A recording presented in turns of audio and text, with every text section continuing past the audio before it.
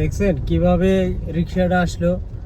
যদি আমি একটু স্লো না করতাম, এই যে আর একজন ভদ্রলোক ঘোরার জন্য আগে দেখতে হবে যে ডানে বামে বা সামনে থেকে কোনো গাড়ি আসতেছে কিনা, এগুলো গতি আপনাকে বুঝতে হবে। তারপরে এই যে আমি এখন একটা ইয়াতে উঠবো, এই যে বড় পুলের উপরে উঠবো। এই ধরনের ব্রিজের উপরে ওঠার আগে আপনাকে কতটা সাবধান হয়ে উঠতে হবে, ঠিক আছে? তার কারণ হলো এই যে দেখেন একটা ইয়া আছে, এইটা বাঁচবে না, এটা বাঁচবে না। কত মানুষ, হঠাৎ করে যদি ওইখান থেকে একটা অটো বা সিএনজি যদি আসে, তাহলে আমার জন্য কঠিন হয়ে যাবে কিন্তু, ঠিক আছে? এই যে এখানে যদি একটা অটো সিএনজি আসতো তাহলে কঠিন হয়ে যেত। ওরে বাবা, সব টিকটকাররা ঘুরতেছে। তো যাই হোক, এইখানে একটু হালকা ভাঙ্গা আছে, এরকম জায়গায় আপনাকে অনেকটা কন্ট্রোল করে সাবধানে যাইতে হবে এই ধরনের জায়গায়। আর এরকম চাপা রাস্তায়, চাপা ব্রিজের উপরে নতুন অবস্থায় কখনোই আসবেন না। হ্যাঁ, আমি আপনাদেরকে রিকোয়েস্ট করবো যে আপনারা নতুন অবস্থায় কখনোই ঢুকবেন না। আর এই যে এরকম ডানের মোড়গুলাতে যে দেখেন রিক্সা, ওরাও ওভারটেক করতেছে, কিন্তু আমাদের কিন্তু অনেকটা দেখে আমি কিন্তু দাঁড়ায় গেছিলাম। এরকম আপনাদেরকে দাঁড়ায়া কিছুক্ষণ দেখতে হবে। ভাই 1 মিনিট পরে যান, সমস্যা কি? সমস্যা নাই তো, 1 মিনিট পরে গেলে তো আর সমস্যা নাই।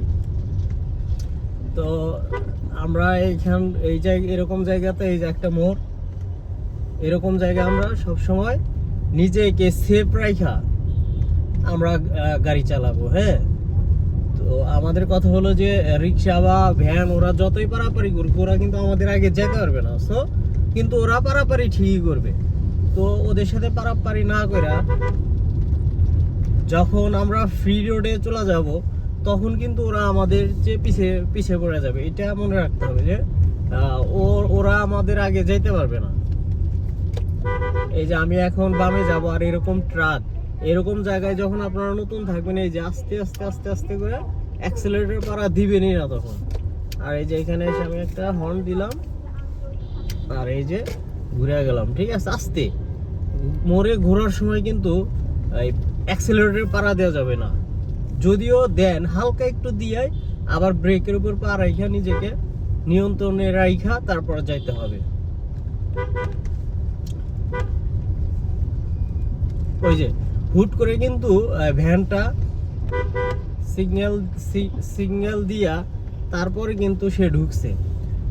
হ্যাঁ, আর আমি ওই যে একটা কার্টুনের যে ইয়া ছিল, এই যে সামনে আমার 4 রাস্তার মোড়, আমি কিন্তু এই যে ইমার্জেন্সি কিন্তু দিয়ে রাখছি। হ্যাঁ, যে আমি সোজা যাব, আমি কিন্তু ডানে বামে যাব না, আমি সোজা যাব। এই জন্য কিন্তু আমি ইমার্জেন্সি দিয়ে রাখছি। আর হর্নের উপর ছিলাম, 4-5টা হর্ন দিয়ে ফেলছি। আবার বেশিও দেওয়ার দরকার নাই, আবার ধৈর্য থাকবেন যে হর্ন দিয়া, সেটাও কিন্তু করা যাবে না।